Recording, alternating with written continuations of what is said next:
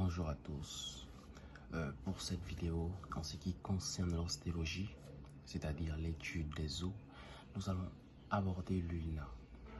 Nous allons connaître qu'est-ce que c'est que l'ulna, en passant premièrement par sa définition, puis nous allons aborder sa structure et finalement terminer par sa fonction, connaître quelle est la fonction de l'ulna, quelle est sa structure et comment peut-on définir cet os qui, avec le radius, constitue généralement, principalement, le squelette de l'avant-bras.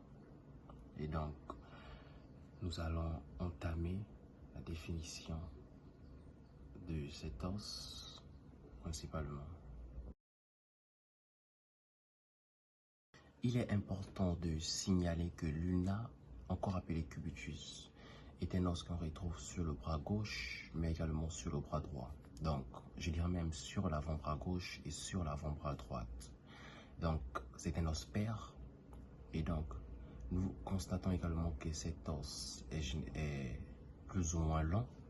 Et donc, l'ulna est un os long, pair et asymétrique, qui constitue à lui tout seul le squelette médial de l'avant-bras. Mais, petite parenthèse, avec le radius, constitue le squelette de l'avant-bras.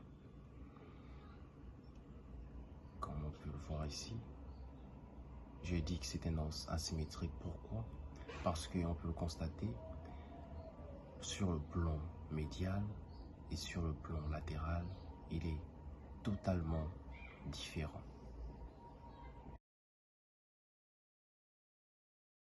Tout comme le radius, l'ulna possède deux épiphyses que nous dirons épiphyse proximale ici, qui va s'articuler avec l'humérus, et le radius pour former l'articulation du coude, et une épiphyse distale ici qui va s'articuler avec le radius distal et les métacarpiens pour former l'articulation du poignet, mais également un corps appelé le corps ulnaire ou encore diaphyse, une diaphyse ici. Et donc abordons tout de suite l'épiphyse proximale. L'épiphyse proximale de l'ulna est une édifice enrobé de cartilage au niveau d'ici, généralement, qui remplit toute cette zone-là. C'est un édifice rempli de cartilage qui possède un processus coronoïde qui est plus ou moins horizontal et antérieur, qu'on peut voir ici, mais également un olécrâne ici, en forme de taloche, ici. Il est en forme de taloche ici, qui est le relief du coude.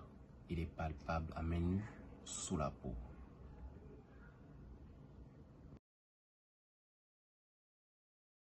L'épiphyse distale ici, de forme cylindrique, ici possède non seulement l'incisure ulnaire radiale ici, qu'on peut voir, qui va s'articuler avec le radius, mais également deux CI osseux.